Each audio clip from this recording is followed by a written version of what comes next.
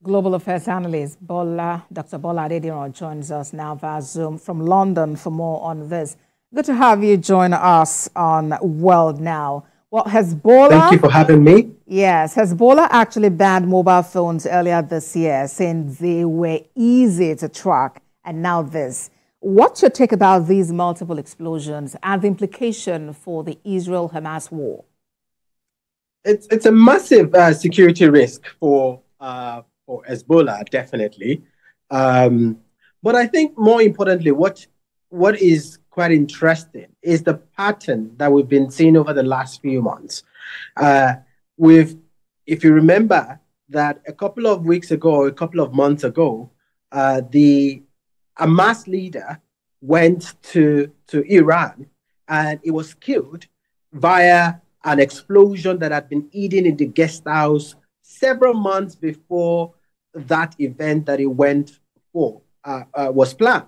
And so we're seeing a pattern from both Mossad and Israel, which is that wherever our enemies are, uh, do not feel safe, we will get you. But at the same time, even when we see this sort of thriller-like actions from Israel, there are also concerning bits of it, which is also the indiscriminate attack on civilians in this particular episode in Lebanon. Kids were killed, young girls young children as small as 9, 12 were killed, and that is the very concerning part of it. That the attack was very indiscriminate and it was not limited to Israel's purported enemies, the Hezbollahs alone. All right, now Hezbollah has actually threatened to retaliate. And as a matter of fact, short while ago, it said it carried out a rocket attack on an Israeli artillery position. How bad can it get?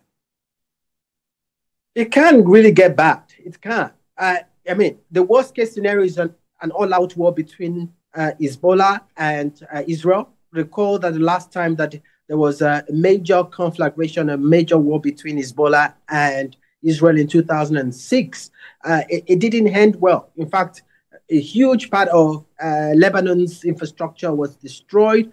And you've been hearing that from policy stakeholders, from diplomats, from countries in the region and outside of the region.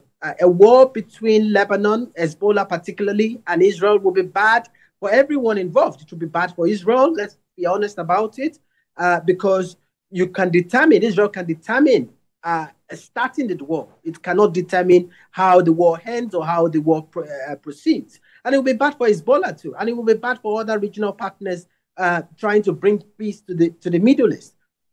So I think this is another example of how this war in Gaza, without a ceasefire deal, is threatening to become a regional war. And I think that is also very concerning.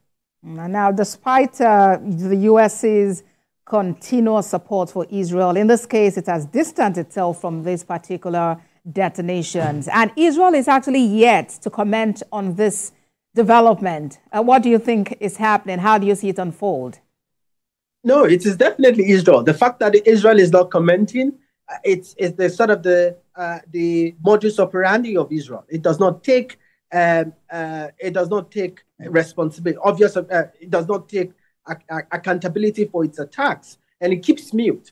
But we know how Israel acts and how Israel operates, and so there is no doubt about this, that because this was not a case of the batteries exploding. This was a case of the military grade explosives being planted within the pages, and there is only one organization, one spy agency capable of that, and that's Mossad within the region.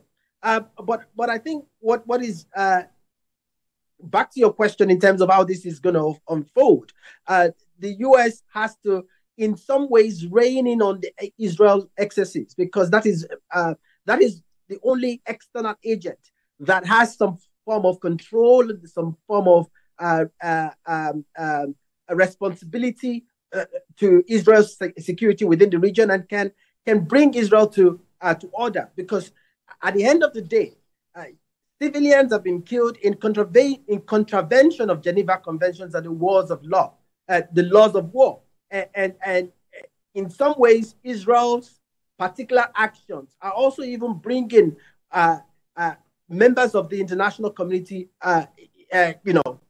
it's reducing Israel's what's the word?